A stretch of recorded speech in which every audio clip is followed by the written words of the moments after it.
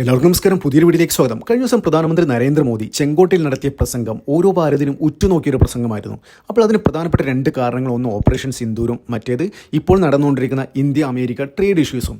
അപ്പോൾ ഈ മോദി നടത്തിയ 1.5 മണിക്കൂർ പ്രസംഗത്തിൽ ഈ രാജ്യം നേരിടുന്ന സുരക്ഷാ ഭീഷണികളും രാജ്യത്തെ പൗരന്മാർക്കുള്ള ആശങ്കകളും ദൂരീകരിക്കുന്ന പല കാര്യങ്ങളും മോദി കവർ ചെയ്തു. അപ്പോൾ ഈ പ്രസംഗത്തിൻ്റെ ഏറ്റവും വലിയ ഹൈലൈറ്റ് എന്താണെന്ന് വെച്ച് കഴിഞ്ഞാൽ, രാജ്യം ഓപ്പറേഷൻ സുദർശന ചക്ര എന്നു പേരുള്ള ഒരു മൾട്ടി ലെയേർഡ് പ്രൊട്ടക്ഷൻ സിസ്റ്റം കൊണ്ടുവരാൻ പോകുന്നു. അപ്പോൾ ഇതിൽ സിവിലിയൻസ് ഏരിയ, ആരാധനാലയങ്ങൾ, യൂണിവേഴ്സിറ്റികൾ, രാജ്യത്തെ തന്ത്രപ്രധാനമായ പല പല കാര്യങ്ങളും ഇതിനൊക്കെ പ്രൊട്ടക്ഷൻ കൊടുക്കാൻ പോകുന്ന വലിയൊരു മൾട്ടി ലെയേർഡ് പ്രൊട്ടക്ഷൻ സിസ്റ്റം കൊണ്ടുവരാൻ പോകുന്നു. എന്ന് വെച്ച് കഴിഞ്ഞാൽ ഒന്ന് ഫെയിലായി കഴിഞ്ഞാൽ മറ്റൊന്ന്, ഏകദേശം 15 ലെയർ ഉള്ള ഒരു പ്രൊട്ടക്ഷൻ സിസ്റ്റം കൊണ്ടുവരാൻ പോകുന്നു. അപ്പോൾ ഏകദേശം 2035 ഈ ഒരു സംരംഭം പൂർത്തീകരിക്കാനാണ് ഇന്ത്യൻ ഗവൺമെൻറ് ആഗ്രഹിക്കുന്നത്. അപ്പോൾ ഇതിൻ്റെ പണി ഏകദേശം ഈ വർഷം ഡിസംബറോടുകൂടി അതിൻ്റെ പണി തുടങ്ങും. അപ്പോൾ ഇതിൻ്റെ ഭാഗമായിട്ട് പല പല യൂണിവേഴ്സിറ്റികളും രാജ്യത്തെ ആരാധനാലയങ്ങളൊക്കെ ഉൾക്കൊള്ളിച്ചുള്ള ഒരു ബൃഹത് പദ്ധതിയാണ് കേന്ദ്ര സർക്കാർ വിഭാവനം ചെയ്യുന്നത്. അപ്പോൾ അങ്ങനെ നോക്കുകയാണെങ്കിൽ കേരളത്തിലെ ഭക്തന്മാർക്ക്, കേരളത്തിലെ ഹിന്ദുക്കൾക്ക് സന്തോഷം നൽകുന്ന ഒരു കാര്യം ഇതിനകത്ത് വരുന്നുണ്ട്. എന്തെന്ന് വെച്ച് കഴിഞ്ഞാൽ, ഈ കേരളത്തിലെ മഹാക്ഷേത്രങ്ങളിൽപ്പെട്ട 3 ക്ഷേത്രങ്ങളാണ്. ഒന്ന് ശബരിമലയും, ഒന്ന് ഗുരുവായൂരും, ഒന്ന് ശ്രീപത്മനാഭസ്വാമി ക്ഷേത്രവും.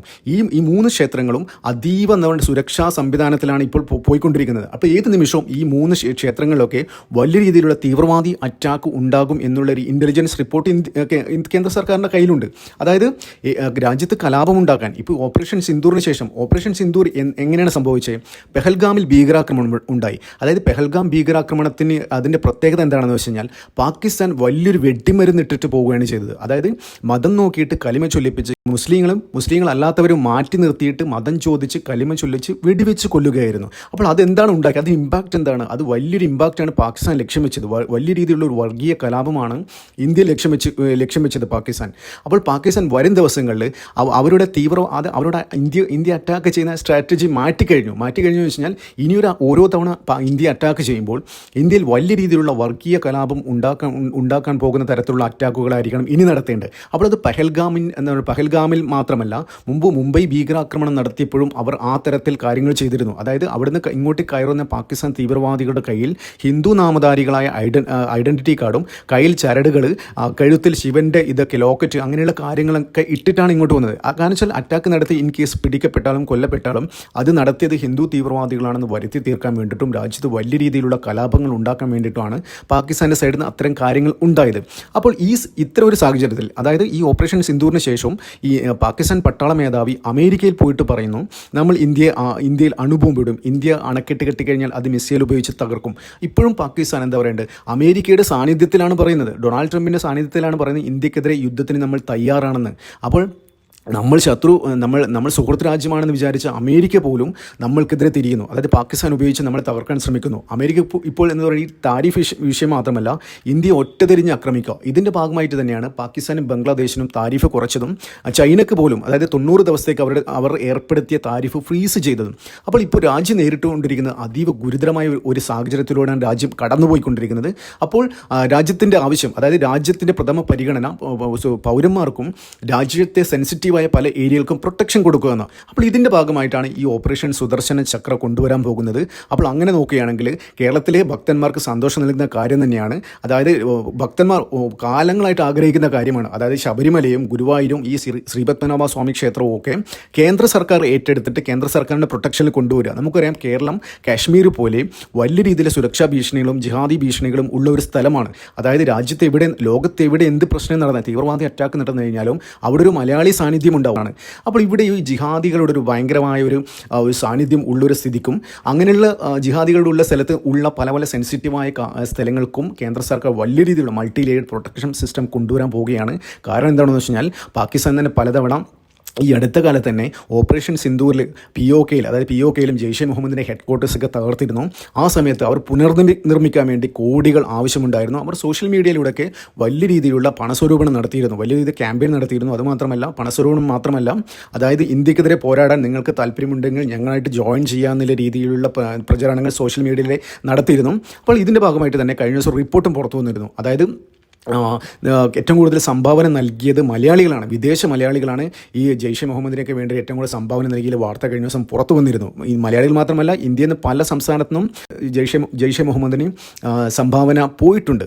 അപ്പോൾ എന്ത് തന്നെയാലും ഇങ്ങനൊരു സാഹചര്യം രാജ്യം നേരിട്ടുകൊണ്ടിരിക്കുന്ന ഈ ഒരു അവസ്ഥ നേരിടാൻ വേണ്ടിയിട്ടും രാജ്യത്തെ പൗരന്മാർക്ക് പ്രൊട്ടക്ഷൻ കൊടുക്കാൻ വേണ്ടിയിട്ടും എന്തായാലും നരേന്ദ്രമോദി സർക്കാർ തീരുമാനിച്ചിരിക്കുകയാണ്. ഒരു തരത്തിലും പാകിസ്ഥാനും അമേരിക്കയ്ക്കും മുന്നിൽ മുട്ടുമടക്കില്ല എന്ന് തന്നെയാണ് നരേന്ദ്രമോദിയുടെ തീരുമാനം. അപ്പോൾ ഇവർക്ക് എല്ലാവർക്കും കൂടി എന്താ പറയേണ്ടത്, ഒരു മൾട്ടി ലെയർഡ് പ്രൊട്ടക്ഷൻ സിസ്റ്റമാണ് വരാൻ പോകുന്നത്. 2035 ആണ് ടാർഗറ്റ് ചെയ്തിരിക്കുന്നത്. പക്ഷേ 2032 കൂടി ഈ ഒരു സിസ്റ്റം ഇംപ്ലിമെൻറ്റ് ചെയ്യാനാണ് നരേന്ദ്രമോദി നിർദ്ദേശിച്ചിരിക്കുന്നത്. അപ്പോൾ വരും ദിവസങ്ങൾ ഇതിനെക്കുറിച്ചുള്ള ഡീറ്റെയിൽ ആയിട്ടുള്ള വാർത്തകൾ പുറത്തു വരും. ഏതൊക്കെ കാര്യങ്ങളാണ് ഈ ഒരു പ്ലാനിൽ വരുന്നത്, ഇത് ഈ ഒരു സിസ്റ്റം കവർ ചെയ്യുന്നതെന്ന് വരും ദിവസങ്ങൾ പുറത്തു വരും. അപ്പോൾ എന്ത് തന്നെയായാലും കേരളം അതീവ സുരക്ഷാ ഭീഷണിയുള്ള ഒരു ഏരിയ തന്നെയാണ്. അതായത് നമ്മളെന്ന് വെച്ചാൽ ഒരു സെൻസിറ്റീവ് ഏരിയയാണ്. നമ്മൾ കടലിൽ നിന്ന് ഏത് അറ്റാക്ക് വന്നു കഴിഞ്ഞാലും ഇപ്പോൾ ഒരു യുദ്ധം ഉണ്ടാകും എന്ന് വിചാരിച്ചോ, അപ്പോൾ ഏറ്റവും പെട്ടെന്ന് അറ്റാക്ക് ചെയ്യാൻ പറ്റുന്ന ഒരു സ്ഥലമാണ് ഈ തിരുവനന്തപുരമൊക്കെ. അപ്പോൾ ഈ ശ്രീപത്മനാഭ സ്വാമി ക്ഷേത്രമൊക്കെ എന്താ പറയുക, വലിയ പ്രൊട്ടക്ഷൻ കൊടുക്കേണ്ട ഒരു സ്ഥലമാണ്. അതായത് ഈ അമ്പലത്തിന് വേറൊരു പ്രത്യേകതയുണ്ട്. അതായത് കോടിക്കണക്കിന് ലോകത്തിലെ ഏറ്റവും കൂടുതൽ സ്വർണ്ണ നിക്ഷേപം, സ്വർണ്ണം ഒക്കെ സൂക്ഷിക്കുന്ന ഒരു സ്ഥലമാണ് ഈ ശ്രീപത്മനാഭ സ്വാമി ക്ഷേത്രം. അപ്പോൾ അതിന് വലിയ രീതിയിലുള്ള പ്രൊട്ടക്ഷൻ എന്തായാലും കൊടുക്കണം.